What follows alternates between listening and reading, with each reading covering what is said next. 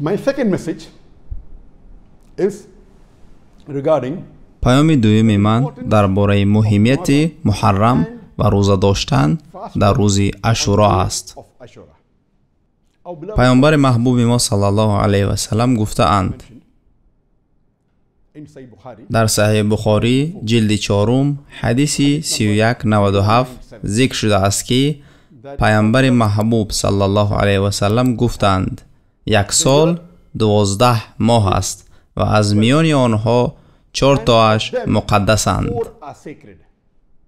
3 3 تاش پیهمند، consecutive, ذوالقعده، that is, ذوالحجه، محرم و 4مش and more. رجب است. And the fourth is Rajab.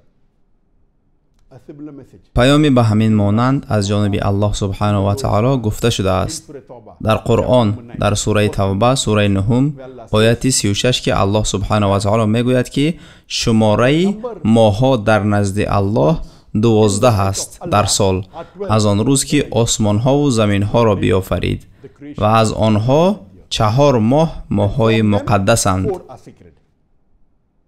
And و این 4 ماه the 4 sacred, در صحیح بخاری ذکر شده است که that is ذوالقعده، ذوالحجه، محرم و رجب. پس در این ماه‌ها کارهای خطا یعنی گناه نکنید. Allah says اینجا الله سبحانه و تعالی در سوره توبه آیت 36 گفته ایستاده است که در این 4 ماه مقدس یگان کاری خطا نکنید. این معنای آن را دارد که اگر شخص یگان گناه کند در این ماه‌ها گناهش سخت‌تر است در این 4 ماه مقدس. in these 4 sacred months. And the good عملهای خوبی که شما میکنید ثواب زیادتر خواهند داشت. پس مسلمانان باید در این ماه‌های مقدس زیادتر احتیاط کنند. آنها باید از گناه دوری جویند، مخصوصاً گناه‌های کبیره و این چنین همه گناه‌های خرد، all the minor sins too. و چقدر که توانند عملهای خوب اجرا کنند. Time will not وقت برای من کافی نیست تا همه آن عملهای خوب را ذکر کنم و چگونه که پیش spoke about من آیدی خوبی های ذوالحجه من 45 عمل خوب، فرضها، مستحب، دیگر سنت ها و غیره را گفته بودم. other sunnahs, etc. It is further mentioned باز هم در صحیح مسلم جلد 3 حدیث 2755 ذکر شده است که پیامبر محبوب ما محمد صلی الله علیه و سلم گفتند که روزه از همه مهمترین important fast بعد از ماه رمضان of Ramadan, در ماه الله است، در محرم، اشاره به روز عاشورا است. Ashura. و از همان نماز مهم بعد از نمازهای فرضی نماز شب است. Night prayers این قیام اللیل، تهجد و وتر است. and the witr. It further mentioned باز هم در صحیح مسلم جلد 3 حدیث 2746 ذکر شده است که پیامبر محبوب ما محمد صلی الله علیه و سلم گفتند روزه داشتن در روز عاشورا 10 محرم the 10th of من به الله سبحانه و تعالی دعا میکنم که گناهان سال گذشته را ببخشد. the sins of the previous این معنای آن را دارد که اگر شخص در روز 10 محرم روز عاشورا روزه دارد همه گناهان سال گذشتهشان شسته می شود. be washed away.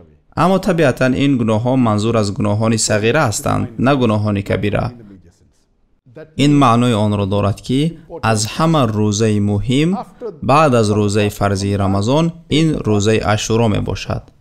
but scholars اما عالمان، فقیهان فرقیتی نظر دارند. زیاد از آنها مهمترین روزه را روزه عرفه می دانند، زیرا در روز عرفه بغیر از گناه های سال گذشته این چنین گناه های سال آینده هم بخشیده خواهند شد. این معنای آن را دارد که اگر شما در روز عرفه روزه بگیرید 2 ساله گناه های شما شسته می شوند، سال گذشته و آینده. اگر شما در روز عاشورا روزه بگیرید تنها 1 سال گناهان سال گذشته شسته می شوند. sins are washed away. از این رو فقیهان فرقیتی نظر دارند. زیاده می گویند که روزه از همه مهم در عرفه است، کمی می گویند که روزه مهم روزه عاشورا است. اما در عموم همه در یک نظرند که روزه مهم بعد از روزه ماه رمضان در همین 2 روز عرفه و عاشورا است. در صحیح بخاری جلد 5 حدیث 3943 ذکر شده است که ابن عباس رضی الله عنه аллоҳ аз ӯ розӣ бод ривоят кардааст ки Peace with him. вақте ки пайғамбар ба Мадина расиданд, фаҳмиданд ки яҳудиҳо дар рӯзи 10 муҳаррам рӯза мегиранд ва аз онҳо пурсиданд ки чаро шумо дар ин рӯз рӯза мегиред? онҳо гуфтанд ки дар ин рӯз Аллоҳ пайғамбар Мусо алайҳиссаломро ва бани Исроилро бар Фиръавн пирӯз гардонд. ва пайғамбар ҷавоб доданд: мо мусалмонон ба Мусо алайҳиссалом нисбати яҳудиҳо наздиктарем. ва ӯ ба мусалмонон фармуд то дар рӯзи Ашуро 10 муҳаррам рӯза бигиранд. The 10th of Muharram. It further mentioned.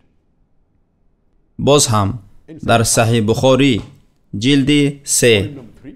ҳадиси Number 2006 that Ibn Abbas зикр шудааст ки Ибни Аббос аллоҳ аз ӯ розӣ бод ривоят мекунад ки ӯ пайғамбарро надида буд магар бо хоҳиши хело зиёд рӯза доштан дар Ашуро ва Рамазон нисбат ба дигар моҳҳо.